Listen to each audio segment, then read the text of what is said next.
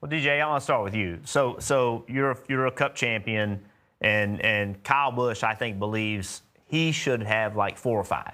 Yeah. So the second championship, what does it mean to Kyle Busch? Yeah, I wish I could tell you exactly what it means, but I'll take my 1 and tell you that, once you get that 1, the next goal is obviously getting that second 1. That separates you from a lot of people. I was fortunate to be part of a group that has 1 championship, and I'm very proud of that. But to get that second 1 takes you to another level. And I'll agree. Even myself, I believe that Kyle Busch should have more than this. He's put himself in a position, but shows how hard it is when one of the most talented drivers ever through this has now just won his second 1. But I thought he was a little bit subdued along the way. But I think that I think deep inside of him, he's very proud of the accomplishment of knowing what that is. And now I think that kind of sets him up to go on a nice little run here. I think I wrote down competitor mode. I think his celebration was absolutely subdued. But, Jeff, it goes back to what you said in his approach all weekend long. I think Kyle Busch, as a competitor, as a great competitor, put himself in a position that maybe I don't know if I've ever been there or I can't remember it in my career, but he was so focused on the task at hand that a checkered flag wasn't enough to flip the switch and just start celebrating. Like, it's going to take him some time. I believe from the things I saw on social media and the interviews he gave, the farther he got away from the checkered flag. Normally, the instant reaction is the huge explosion. Yeah. For Kyle Busch, the longer he got after the race, the more he started to enjoy that he has won a second championship. I think that championship week in Nashville could be outstanding because he might actually relax, but it says a lot about him. I think there is pressure of his own expectation. He takes the pressure of his fan base, the pressure of who he drives for, both the sponsors and the teams.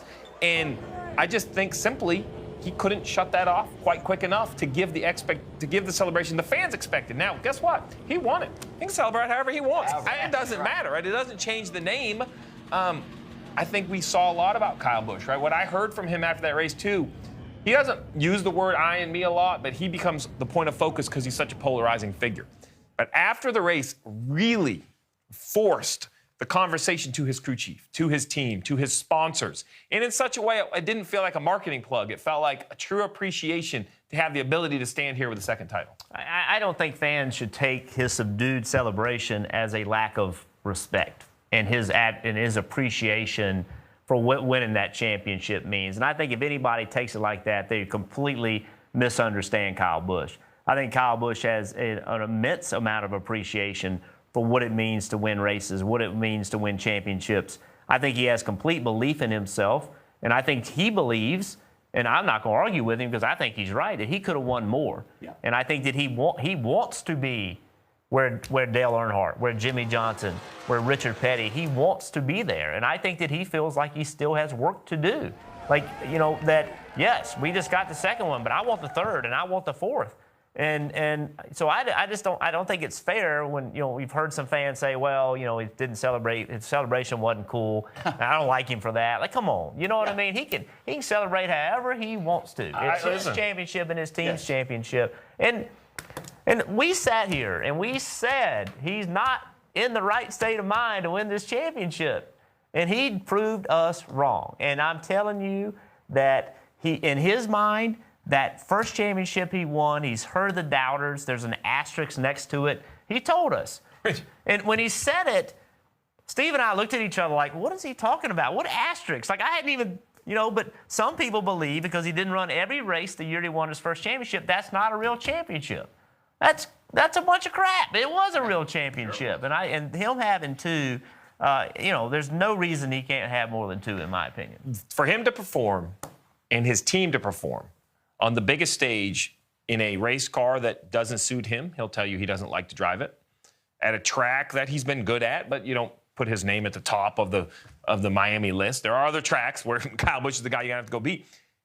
Has taken a very impressive resume and a very talented driver, and in my mind, only separated him more from the field. Now, DJ, when I look at the 18, I try to think, okay, if I'm a crew chief other than Adam Stevens, today I'm thinking, how do I outrun the 18 consistently enough to derail his championship hopes? First, you have to get to Miami, but he won the regular season championship, and he won the championship finale. That's pretty good. Pretty good year. Yeah. I mean, everything that he accomplished. I mean, yeah, he won 5 times, but so many people wanted to focus on the fact, but it was out there that he hadn't won in 21 races. That was a fact, and we're just not accustomed to that.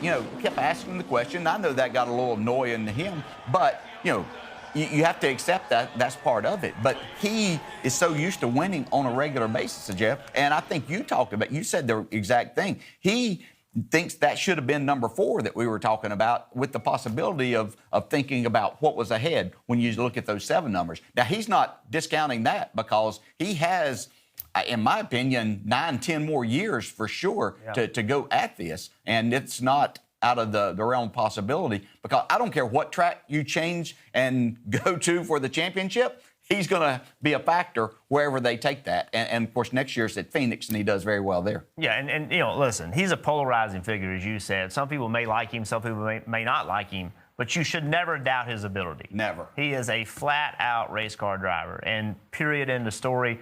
I wish I had his talent. I wish I would have had his talent. And 98% wish they had that talent. Yeah. I said this last week. I'm not going to say he's the best ever, but I'm not going to put anybody above him either, as far as talent-wise goes, in driving a race car.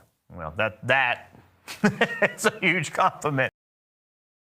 Hey, Motorsports fans, thanks for watching. Make sure you hit subscribe before you go for all the latest news and highlights across motorsports.